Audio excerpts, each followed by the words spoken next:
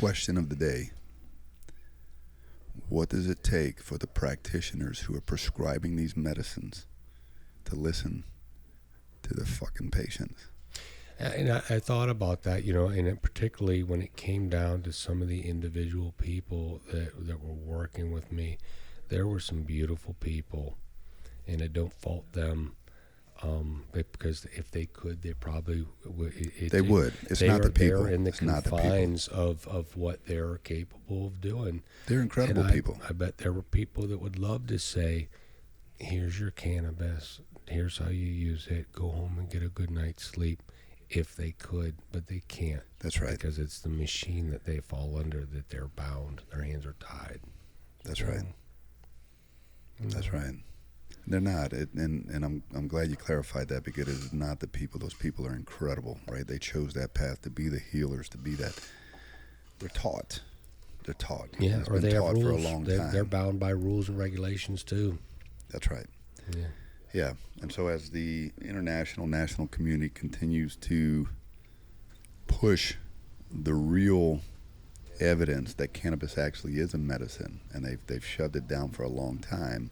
Why? Because what happens when I am hypertense and I have diabetes and I have asthma and I have high blood pressure? Do you think any doctor has talked to me about a strategy to get off of these medications? No. No. So that creates a very profitable model for them. And if you want to hear something really funny, you know what creates this? The causes the asthma and the hypertension? It's the adrenaline and the cortisol that our bodies are releasing because of those subconscious triggers that are setting that switch off, right? You know what they treat us with? Adrenaline and cortisol. That is what is within those asthma inhalers.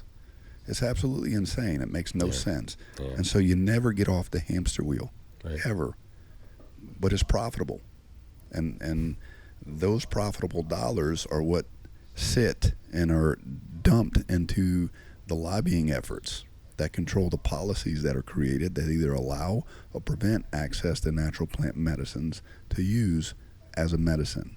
But what you're seeing now, Baton Rouge Fire Department, right? It's legal in Louisiana. Baton Rouge Fire Department, 25 years this gentleman has been in. He has a legal recommendation, but they just did a random drug test. Now they're about to take his entire pension and everything from him.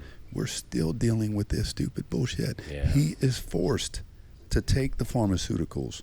He's forced to take them. That's insane. That's insane. I wish I could start a business and set some laws and say, you know what?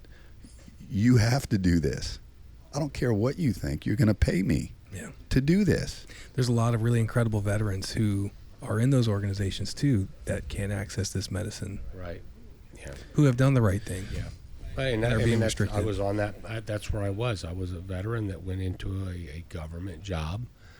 And even if I didn't have a clearance, I was still a government employee, and I could not do that. Yeah.